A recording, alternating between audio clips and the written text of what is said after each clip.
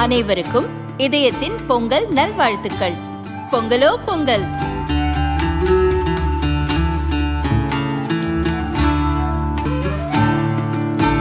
அனைவருக்கும் இதயம் மந்த்ராவின் பொங்கல் தின நல்வாழ்த்துக்கள். பொங்கலோ பொங்கல். வணக்கம். செய்திச் சுருக்கம்.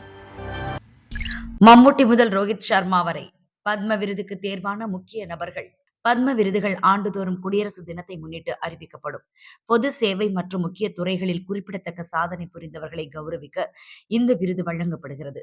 2026 ஆண்டுக்கான பத்ம விபூஷன், பத்ம பூஷன் மற்றும் பத்மஸ்ரீ ஆகிய 3 பிரிவுகளில் மொத்தம் 131 பேர் தேர்வாகி உள்ளனர். தமிழகத்தில் மொத்தம் 14 பேருக்கு விருதுகள் அறிவிக்கப்பட்டுள்ளன.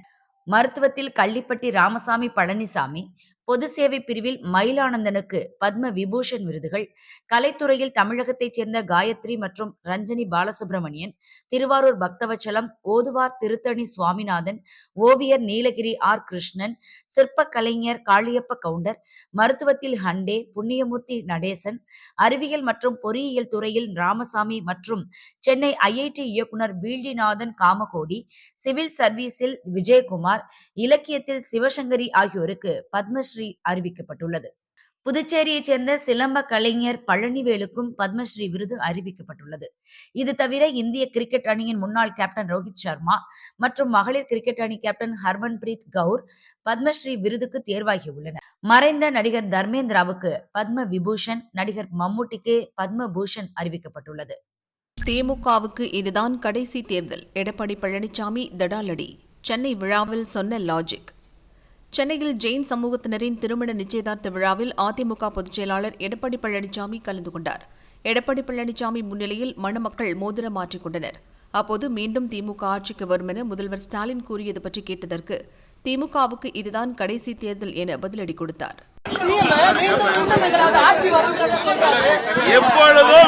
எப்பொழுதும் திராவிட முன்னேற்ற கழக ஆட்சி தமிழகத்தில் வராது. இந்த தேர்தலோட இறுதி தேர்தல் திமுக கொடுக்கப்பட்ட வாக்குறுதி 2021 சட்டமன்ற பொதுத் தேர்தல் போது திமுக அறிவிக்கப்பட்ட தேர்தல் அறிக்கையில் 4 ஒரு பங்கு தேர்தல் அறிக்கை கூட நிறைவேற்றப்படவில்லை. எல்லா தரப்பு மக்களும் போராட்டத்தில் இறங்கிவிட்டார்கள்.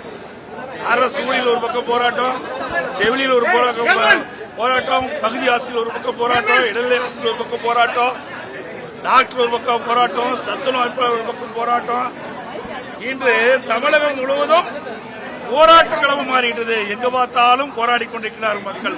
அந்த அளவுக்கு மக்களுடைய வெறுப்பை சம்பாதித்த அரசு திமுக அரசு. அதனால் இந்த தேர்தலோடு மக்கள் திமுகவுக்கு விடை கொடுத்து விடுவார்கள். விஜய் கட்சிக்கு தாவினார் அதிமுக மாஜி அமைச்சர். காலியாகிறது OPS கூடாரம். அதிமுகவை சேர்ந்த முன்னாள் அமைச்சர் கூப்ப கிருஷ்ணன் தாவேக தலைவர் விஜய் முன்னிலையில் அந்த கட்சியில் இணைந்தார். 1991-96 அதிமுக ஆட்சியில் ஜெயலலிதா அமைச்சரவையில் வேளாண் அமைச்சராக கிருஷ்ணன் பதவி வகித்தார். ஆலங்குடி மற்றும் ஸ்ரீரங்கம் தொகுதிகளில் இருந்து MLA-வாக தேர்வு செய்யப்பட்டவர். அதிமுகவிலிருந்து வெளியேறி 2001 தமிழர் பூமி என்ற கட்சியை தொடங்கினார். அதன் பின் மீண்டும் அதிமுகவுக்கே சென்றார். அதிமுகவில் பிளவு ஏற்பட்ட போது பன்னீர்செல்வத்தின் அணிக்கு சென்ற அவர் சமீப காலமாக அரசியலில் இருந்து ஒதுங்கியே இருந்த நிலையில் தாவேகாவுக்கு தாவி இருக்கிறார். தமிழகத்தில் ஆட்சி மாற்றம் ஏற்பட்டு விஜய் தலைமையில் நல்லாட்சி அமைய போகிறது என கூப்ப கிருஷ்ணன் கூறினார். பன்னீர்செல்வத்தின் தீவிர ஆதரவாளர்களாக இருந்த மனோஜ் பாண்டியன், மருது அழகராஜ், வைத்திலிங்கம் உள்ளிட்டோர் திமுகவுக்கு தாவிவிட்டனர். MP தர்மர் மீண்டும் அதிமுகவுக்கு போய்விட்டார். இப்போது கிருஷ்ணனும் தாவேகாவுக்கு தாவிவிட்டதால் OPS கூடாரம் காலியாகி வருகிறது. இதேபோல் அதிமுகவை சேர்ந்த முன்னாள் MLA மாதேஸ்வரன் தமது ஆதரவாளர்களுடன் திமுகவில் இணைந்தார். EPS-இன் சொந்த மாவட்டமான சேலத்தின் ஆத்தூர் பகுதியில் இருந்து 2011 MLA-வாக தேர்வானவர். இடையில் அமமுகவுக்கு சென்ற அவர் மீண்டும் அதிமுகவுக்கு வந்து செயல்பட்ட நிலையில் திமுகவுக்கு தாவி உள்ளார்.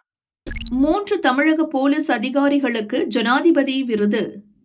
இந்திய குடியரசு தினத்தை முன்னிட்டு சீருடை பணியில் சிறப்பாக செயல்பட்டவர்களுக்கான பதக்கங்கள் அறிவிக்கப்பட்டுள்ளன. வீரதீர செயல்புரிந்த 121 பேருக்கு பதக்கம், 89 பேருக்கு ஜனாதிபதி பதக்கம், 664 பேருக்கு சிறப்பான பணிக்கான பதக்கம் அறிவிக்கப்பட்டுள்ளது. சிறந்த செயல்பாடுகள், சாதனைகள் மற்றும் நன்மதிப்பு ஆகியவற்றின் அடிப்படையில் இந்த பதக்கங்கள் வழங்கப்பட்டு வருகிறது. தமிழகத்தில் ஐஜி மகேஸ்வரி, எஸ்பி அன்வர் பாஷா, டிஎஸ்பி குமாரவேலு ஆகிய 3 காவல்துறை அதிகாரிகள் ஜனாதிபதி விருதுக்கு தேர்வாகி உள்ளனர். இன்று முதல் 27ஆம் தேதி வரை எந்தெந்த ஊரில் மழை ஊற்றும்? வானிலை மையம் முக்கிய அப்டேட். குமரிக்கடல் பகுதிகளிலிருந்து வடக்கு கேரள கடலோர பகுதிகள் வரை கிழக்கு வளிமண்டல காற்றலை நிலவுகிறது.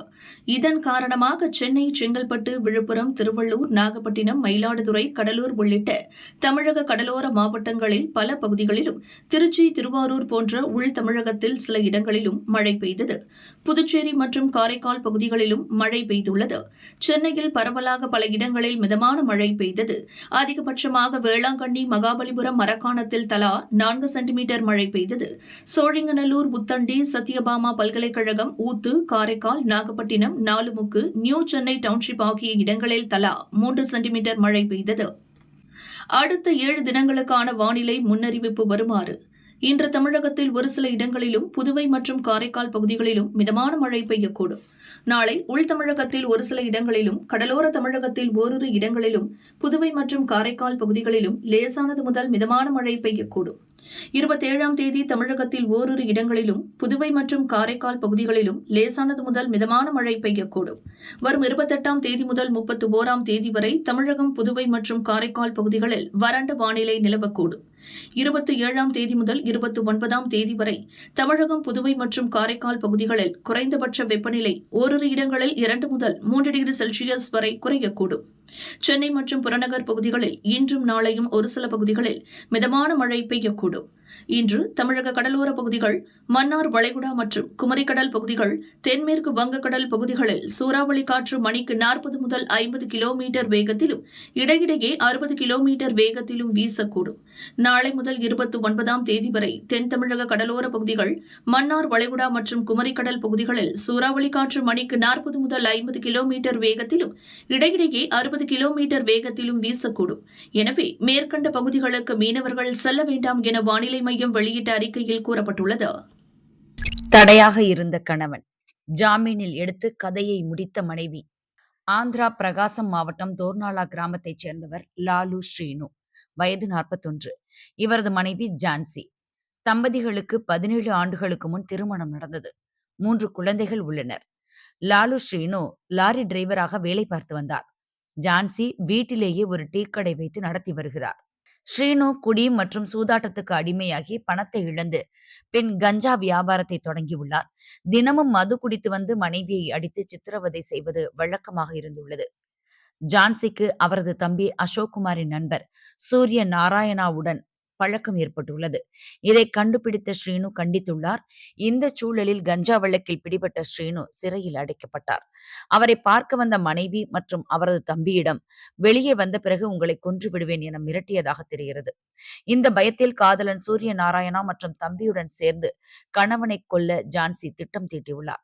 கூலிப்படையை அழைத்து 2 லட்சம் கொடுத்து கொலை செய்ய திட்டமிட்டனர். ஸ்ரீனுவை ஜாமீனில் எடுத்து காரில் அழைத்து வந்தனர். ஒதுக்குப்புறமான இடத்தில் காரை நிறுத்தியதும் கூலிப்படை டீம் ஸ்ரீனு மீது மிளகாய்ப்பொடி தூவி தாக்குதல் நடத்தியுள்ளது. ஜான்சியும் அவரது தம்பியும் காரிலிருந்து இறங்கி ஸ்ரீனுவை சரமாரியாக கத்தியால் தாக்கியுள்ளனர். ஸ்ரீனு அங்கேயே இறந்துள்ளார். தந்தை வீட்டுக்கு வராததால் ஸ்ரீனுவின் மகள் கேட்டபோது அடையாளம் தெரியாத நபர்கள் அப்பாவை கொன்றுவிட்டதாக ஜான்சி நாடகமாடியுள்ளார். போலீசார் கொலை வழக்காக பதிந்து விசாரணையை தொடங்கினர். குடும்பத்தினரை விசாரித்த போது ஜான்சி மீது சந்தேகம் எழுந்தது. அவரது போனை ஆய்வு செய்த போது திட்டமிட்டு கொலை செய்தது தெரிந்தது. ஜான்சி அவரது தம்பி அசோக்குமாரை கைது செய்து விசாரித்தனர். இந்த உண்மைகள் அனைத்தும் வெளிவந்துள்ளது. சூரிய நாராயணா மற்றும் கூலிப்படையைச் சேர்ந்தவர்களை போலீசார் தேடி வருகின்றனர். அக்காவை கத்தியால் குத்திய தம்பி தப்பி ஓடும் போது பகீர் மரணம். யமனாக வந்த பஸ் வைரல் வீடியோ. சேலம் மாவட்டம் ஆத்தூர் அருகே தென்னங்குடி பாளையம் பகுதியைச் சேர்ந்தவர் ராம்பிரபு, வயது 37. தனியார் மகளிர் கல்லூரியில் கேண்டீன் நடத்தி வந்தார். இவரது அக்கா முகந்தி வீரகனூரில் வசித்து வருகிறார். இருவருக்கும் பூர்வீக சொத்து தொடர்பாக தகராறு இருந்து வந்தது. நேற்று இருவருக்கும் வாய் தகராறு ஏற்பட்டது. ஆத்திரமடைந்த ராம்பிரபு முகந்தியை கத்தியால் குத்திவிட்டு தப்பி ஓடிவிட்டார். படுகாயமடைந்த முகந்தி ஆத்தூரில் உள்ள தனியார் மருத்துவமனையில் சிகிச்சைக்காக அனுமதிக்கப்பட்டுள்ளார். அக்காவை கத்தியால் குத்திவிட்டு ஆத்தூர் அருகே நரசிங்கபுரம் ஆட்கொல்லி பாலம் அருகில் ராம்பிரபு பதுங்கியிருந்தார். இந்நிலையில் உறவினர்கள் சக்திவேல் மற்றும் அவரது அண்ணன் கோபிநாத் ஆகிய இருவரும் ராம்பிரபுவை தேடி பிடித்து திட்டினர். அக்காவையே கொலை பண்ண பார்க்கிறியா, நீ எல்லாம் ஒரு மனுஷனா என கடுமையாக திட்டியுள்ளனர். இதனால் ஆத்திரமடைந்த ராம்பிரபு சக்திவேல் மற்றும் கோபிநாத்தை கத்தியால் குத்தினார். கத்தி குத்துப்பட்ட இருவரும் அலறினர். அலறல் சத்தம் கேட்டு அக்கம் பக்கத்தில் உள்ளவர்கள் ஓடி வந்தனர். இதனால் பயந்து போன ராம்பிரபு தப்பி ஓடினார். சாலையை கடந்து ஓடும்போது எதிர்பாராத விதமாக அவ்வழியாக வந்த அரசு பேருந்து மோதியதில் ராம்பிரபு நிகழ்விடத்திலேயே உயிரிழந்தார். போலீசார் விரைந்து சென்று சடலத்தை கைப்பற்றி பிரேத பரிசோதனைக்காக ஆத்தூர் அரசு மருத்துவமனைக்கு அனுப்பி வைத்தனர். கோபிநாத் வயிற்றில் கத்தி குத்து ஆழமாக விழுந்திருந்தது. சக்திவேலுக்கு கையில் காயம் ஏற்பட்டிருந்தது. இருவரும் சிகிச்சைக்காக ஆத்தூர் அரசு மருத்துவமனையில் சேர்க்கப்பட்டனர். பிறகு மேல் சிகிச்சைக்காக சேலம் அரசு மருத்துவமனைக்கு அனுப்பி வைக்கப்பட்டனர்.